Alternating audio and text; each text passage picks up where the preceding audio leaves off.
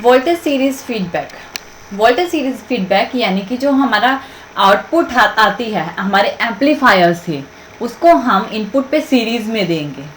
ये हमारा एम्पलीफायर है जो हमारा गेन शो करता है we output upon we input को। ये कनेक्टेड होता है हमारा सोर्स वोल्टेज से, ये हमारी सोर्स वोल्टेज है, और आउटपुट हमारा लोड रेजिस्टेंस साथ कनेक्टेड होता है जिसके अक्रॉस हमें आउटपुट वोल्टेज मिलती है। ये हमारा पैरेलल में कनेक्ट है। जो इसकी आउटपुट आती है हमारे एम्पलीफायर की, इसके कुछ पार्ट को हम फीडबैक करते हैं इनपुट पे, जिसको फैक्टर बीटा से डिनोट किया जाता है, जो इज इक्वल टू होता है वी एफ यानी feedback voltage upon we output voltage जो यहाँ से आई है।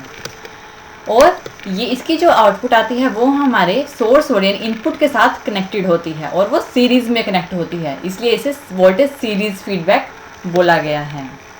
और यहाँ से हमारी इनपुट वोल्टेज आएगी, और ये जो डॉटेड लाइन है ये हमारी वोल्टेज सैंपल करती है। वोल्टेज सैंपल मतलब एम्पलीफाई करके जो आउटपुट आएगी उसका कुछ पार्ट फीडबैक के थ्रू इनपुट पे दे दिया जाता है और कुछ पार्ट आउटपुट पे चला जाता है।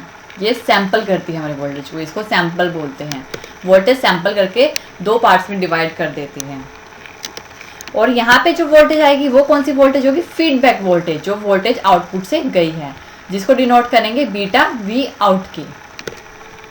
यहाँ से बीटा वी आउट वोल्टेज जो हमारे सीरीज के साथ कनेक्टेड है इनपुट पे, और जो इनपुट वोल्टेज होगी वो आएगी हमारे सोर्स वोल्टेज और जो फीडबैक वोल्टेज है, इन दोनों का डिफरेंस।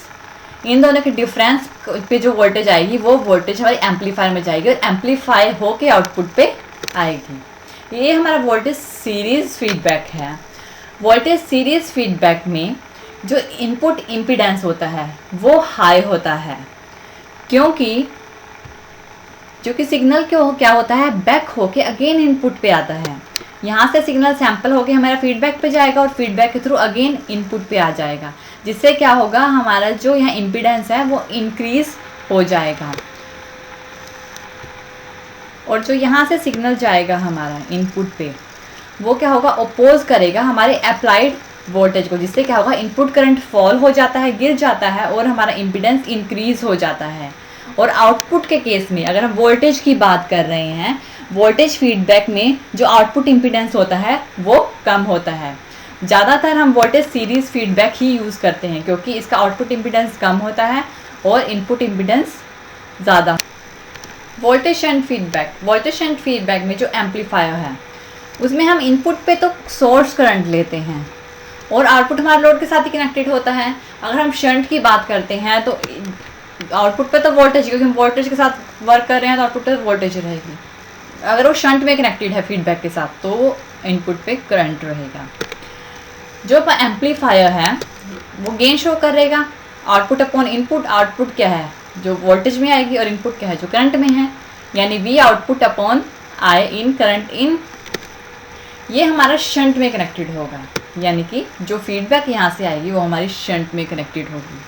फीडबैक के साथ हमारा इनपुट शंट में कनेक्टेड होता है। इसमें टू टाइप के करंट फ्लो होते हैं, एक होता है इनपुट करंट और एक होता है फीडबैक करंट। एक यहाँ पे करंट फ्लो करता है, एक यहाँ पे, लेकिन वोल्टेज केस में उल्टा होता है, करंट फीडबैक के थ्रू आता है।